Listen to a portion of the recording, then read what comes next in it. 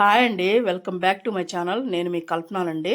ఎలా ఉన్నారండి? అందరూ బాగున్నారా? మేమైతే బాగున్నామండి. ఈరోజు వీడియోలో అయితే నేను దోసపిండి నేను ఎలా కలుపుకుంటాను, ఎలా వేస్తాననేది మీకు పక్కా కొలతలతో చూపించానండి.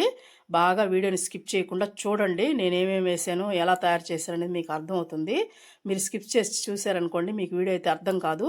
దోశలు అయితే పర్ఫెక్ట్గా వస్తాయండి, క్రిస్పీగా, చాలా టేస్టీగా ఉంటాయి. అందుకే వీడియోని ఎక్కడ స్కిప్ చేయకుండా చూసి వీడియో ఎలా ఉందనేది నాకు కామెంట్ చేయండి.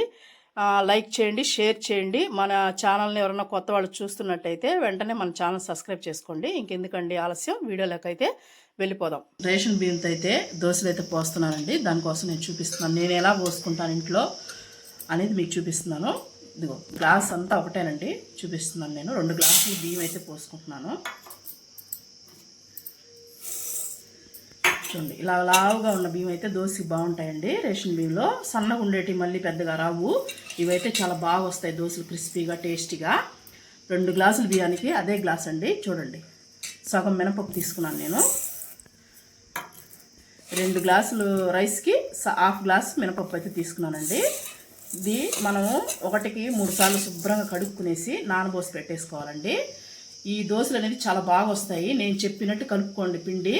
మీకు ఎలా వస్తాయో చూడండి మీరే. నేను ఒక సీక్రెట్ ఇంగ్రీడియంట్ దీంట్లో వేస్తానండి. దానివల్లే మనకు టేస్టు, క్రిస్పీనెస్, రుచి వస్తుంది.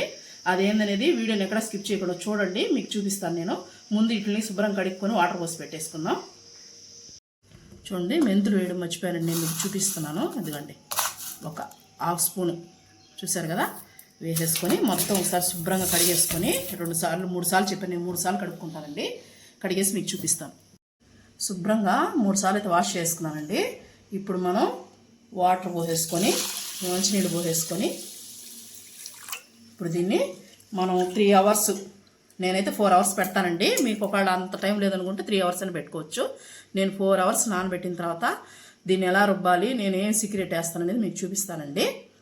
ఇప్పుడు ఇదైతే మనం పెట్టేసుకుందాం, నాననిద్దాం. నేను ఇప్పుడు మధ్యాహ్నం పోసుకుంటున్నానండి. నేను రాత్రికి రుబ్బేటప్పుడు ఈవినింగ్ చూపిస్తాను. రాత్రి కాదండి, ఈవినింగ్ రుబ్బుతాను, చూపిస్తాను మీకు.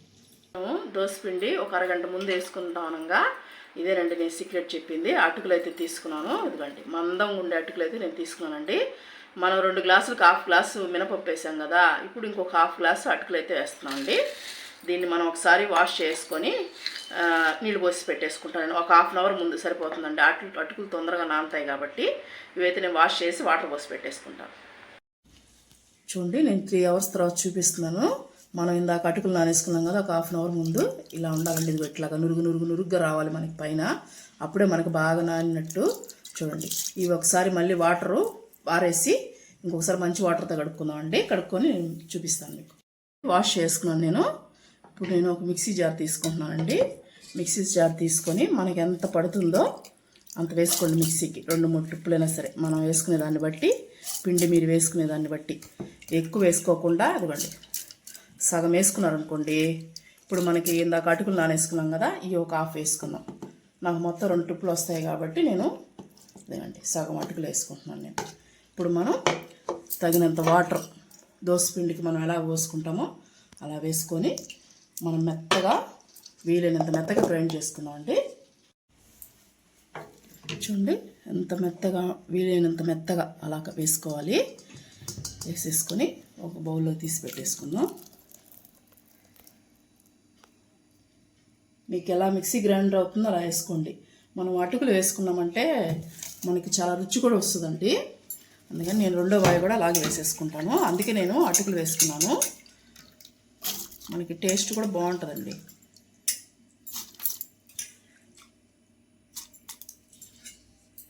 ఇప్పుడు మిగిలిన అటుకులు కూడా వేసేసుకుందాం. వేసేసుకొని దీన్ని కూడా మనం మెత్తగా గ్రైండ్ పట్టేయాలండి. వాటర్ పోసుకొని నేను గ్రైండ్ పెట్టేస్తాను. చూడండి, నేను ఇంకోటి కూడా వేసేసుకున్నాను టిప్పు. ఇప్పుడు మనం శుభ్రంగా దీన్ని మొత్తం కలిపేసుకోవాలండి. ఎందుకంటే మనం 2 ట్రిప్పులుగా వేసుకున్నాం కాబట్టి బాగా నీట్గా చేయి పెట్టేసి ఇలాగా మెత్తగా వేయాలండి. అప్పుడే మనకి దోశ బాగుంటుంది. బాగా కలిపేసుకొని మిక్సీని ఆఫ్ పట్టుకోండి. ఎందుకనంటే మనకు ఎక్కువ పట్టేస్తారనుకోండి, వేడిగా పిండి అనేది ఉడికిపోతుంది. అందుకని మనం ఆపి వేసుకోవాలండి. ఇప్పుడు ఇది మొత్తం కలిపేసాం కదా. సాల్ట్ అయితే నేను ఇప్పుడు వేయట్లేదండి, ఇప్పుడు వేయకూడదు, వేసామంటే ఎక్కువ పులిసిపోతుంది. ఎండాకాలం కదండి, అందుకని నేను మూత వేసి పెట్టేసి మార్నింగ్ ఎట్లుందో చూపిస్తాను, అప్పుడు సాల్ట్ కలుపుకుందాం అండి. రాత్రి మనం కలిపి పెట్టుకున్నాం కదా దోసపిండి అనేది, ఎలా ఉందో చూడండి. మనకి బాగా పర్మనెంటేషన్ అయింది చూడండి. మనం ఉప్పు వేసుకోలేదండి రాత్రి. దీన్ని మళ్ళీ ఒకసారి కలుపుకున్నాము. బాగా కలుపుకొని ఇప్పుడు మా ఇద్దరికే కాబట్టి నేను కొంచెం పిండి తీసుకుంటున్నానండి. ఎందుకంటే మొత్తం కలుపుకోవద్దు, మొత్తం ఉప్పు వేసుకున్నాం అనుకోండి ఎండలకి తొందరగా పులిసిపోతుందండి, అందుకని నేను వేయట్లేదు. ఇంకా మనం ఇలాగే ఫ్రిడ్జ్లో పెట్టేసుకోవచ్చు ఉప్పు వేయకుండా. మనం ఉప్పు వేసామనుకోండి పులిసిపోతుందండి, అది గుర్తుపెట్టుకోండి. మనం ఉప్పు వేయొద్దు, మనం దోశ పోసుకునేటప్పుడే వేసుకోవాలి. ఇదిగోండి కొంచెం సోడా ఉప్పు. తర్వాత ఇప్పుడు మనం దోశ పోసుకుంటాం కాబట్టి ఇప్పుడు సాల్ట్ అండి, ఒక హాఫ్ స్పూన్ కన్నా తక్కువేనండి. కొంచెం వాటర్ పోసుకుందాం. వాటర్ పోసేసుకొని బాగా కలుపుకోవాలండి. దోసపిండి ఎలా కలుపుకుంటామో తెలుసు కదండి, అలాగా. మరీ పలసగా ఉండకూడదు, మరీ చిక్కగా ఉండకూడదు. కొద్దిగా పడతాయి అయిపోతాయండి. మనం ఇలా జారుగా ఉండాలి దోసపిండి. ఇప్పుడు మనం ఇది పక్కన పెట్టేసి ఇంతలోపు చట్నీ వేసేసుకుందామండి. స్టవ్ అంటించేసి ఒక బాండ్లు అయితే పెట్టేసుకున్నామండి. దాంతో 1 స్పూన్ ఆయిల్, ఎక్కువ అవసరం లేదండి. 2 ఎండుమిర్చి. ఈ చట్నీకి కారం తక్కువే ఉండాలండి, వేరుశనగకాయల చట్నీకి, అప్పుడే మనకి బాగుంటుంది. కొంచెం ఎండుమిర్చి అలా వేపుకుందాం. ఇప్పుడు పల్లీలు తీసుకున్నానండి నేను.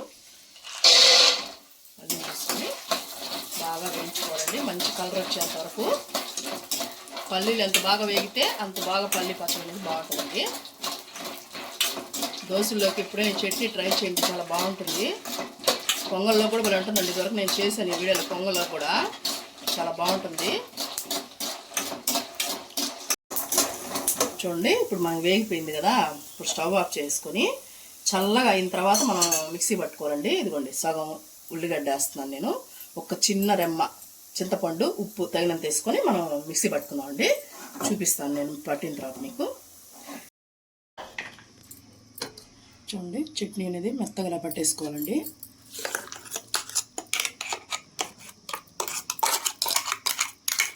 మనం చిక్కగా తింటే ఇలా తినొచ్చు, మేము కొంచెం పలసగా తింటామండి ఇంట్లో, అందుకని కొంచెం వాటర్ అయితే పోస్తున్నాను. ఇది మాత్రం దోశలోకి భలే ఉంటుందండి చట్నీ, ఒకసారి ట్రై చేయండి మీరు కూడా. ఎలా ఉందో చూడండి చట్నీ, ఇలాగా చేసుకోండి బాగుంటుంది.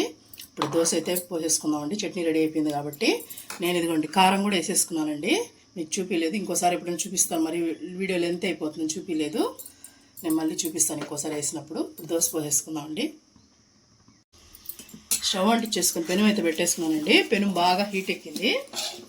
ఇప్పుడు మనం కొంచెం వాటర్ కలుపుకుందాం, ఎందుకంటే హీట్గా ఉంది కాబట్టి పెను చల్లేసుకొని మీకు ఎంత పిండి కావాలో అంత వేసుకోండి. వేసేసుకొని స్లోగా ఇలా వేసుకోండి దోశ.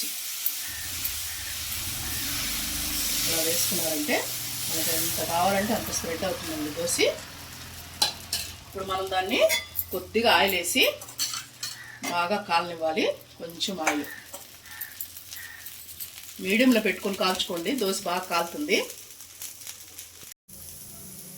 చూడండి ఎంత కలర్ వచ్చిందో దోశ, చూసారా. ఇప్పుడు మళ్ళీ మనం వాటర్ చల్లేసుకోవాలండి. హీట్గా ఉంటుంది కాబట్టి మళ్ళీ వాటర్ చల్లేసి, మనం నూనె ఏం పోయాల్సిన అవసరం లేదండి, ఎందుకనంటే మనకి పాలు కాబట్టి. స్లోగా చేసుకోండి. దోశ ఒక్కసారి తిన్నారంటే మళ్ళీ మళ్ళీ తినాలనిపిస్తుందండి, అంత రుచిగా ఉంటుంది. ఇప్పుడు నేను మొన్న చేసుకున్నాను చూడండి, అవిసి గింజలు పొడి చేశాను కదా, మన వీడియోలో ఉందండి. కావాలన్న వాళ్ళు ఎవరైనా డిస్క్రిప్షన్లో లింక్ ఇస్తాను చూడండి. మనం ఇలా వేసుకున్నామంటే చాలా బాగుంటుందండి. మామూలు కారపొడి కాకుండా ఇట్లా అవిసె గింజల పొడి వేసుకున్నాం అంటే ఆరోగ్యానికి కూడా ఎంతో మంచిది కదండి. ఇలా చేసి పెట్టుకొని ఉంటే ఆ రోజు నేను ప్రతి ఇడ్లీలో దోశల్లో వేస్తూనే ఉన్నానండి. ఇలా చేసేస్తే బాగా దానికి అతుక్కుపోద్దండి. చూడండి మనకి అవిసె గింజల కారపొడి దోశ అయితే చూసారా ఎంత బాగా కాలిందో. ఇప్పుడు మనం గుడ్డు దోశ వేసుకుందామండి.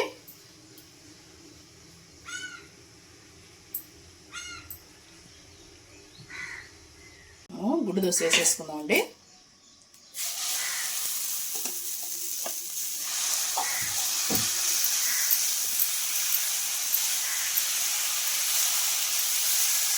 మనం వాటర్ చల్లుకున్నాం అంటే దోశ అనేది అతుక్కోకుండా వచ్చేస్తుందండి. అందుకే నేను చల్లింది. ఇదిగోండి గుడ్డు నేను ఎలా వేసుకుంటున్నాను అనేది మాత్రం మీకు చూపిస్తున్నానండి. గుడ్డు దోశ ఎలా వేసుకుంటాను ఇలా స్ప్రెడ్ చేసుకోవాలండి. స్ప్రెడ్ చేసుకుని కొద్దిగా ఆయిల్ వేసుకోవాలి. ఇప్పుడు మనం ఇప్పుడు ఇద్దండి, మనం కారం వేసుకున్న తర్వాత వేయాలి. గుడ్డు దోశ ఎప్పుడు వేసుకునేలా కాకుండా ఇలా ఎండి మీకు అర్థమవుతుంది ఎట్లా ఉంటుంది, టేస్ట్ సూపర్గా ఉంటుంది. అప్పుడు చూడండి ఒకవైపు కాలింది కదా, ఇప్పుడు మనం తిరగేసుకోవాలండి. తిరగేసుకొని కొద్దిగా ఆయిల్ ఇక్కడి నుంచి వేసుకోవాలి పైన. ఇప్పుడు కొద్దిగా ఆయిల్ వేద్దాం. ఎగ్గు ఇది చాలండి, ఎక్కువ అవసరం లేదు. ఇప్పుడు తిరగేసేసి మనం చేసుకున్నాం కదా ఎర్రకారం, అదైతే వేస్తున్నానండి. ఇప్పుడు ఎర్రకారం వేసుకున్నామంటే చాలా బాగుంటుందండి. ముందు వేసుకోమంటే పెనుగు అతుక్కుపోయి టేస్ట్ ఉండదు. ఇప్పుడు ఇలా అనుకోవాలండి. ఒకసారి మొత్తం దోశ అంతా స్ప్రెడ్ చేసుకొని ఇప్పుడు కొంచెం ఆయిల్, ఎర్రకారం వేసాను కదా ఆయిల్ అనేది కొంచెం వదులుకోవాలి అంతేనండి. ఇప్పుడు మనకి ఎగ్ దోశ సూపర్గా ఉంటుందండి. ఎగ్ కారం దోశ. స్టవ్ అయితే ఇంకా ఆఫ్ చేసుకున్నామండి. 3 దోశలు పోసేస్తున్నాను కదా నేను. చూడండి ఇది చూసారా కలర్ కానీ ఎలా వచ్చిందో. ఇప్పుడు మనం సర్వ్ చేసుకున్నామండి. చూడండి మనం చట్నీతో సర్వ్ చేసుకున్నామండి. మనం వేసుకున్నాం కదా వేరుశనగకాయల చట్నీ, చాలా బాగుంటుందండి.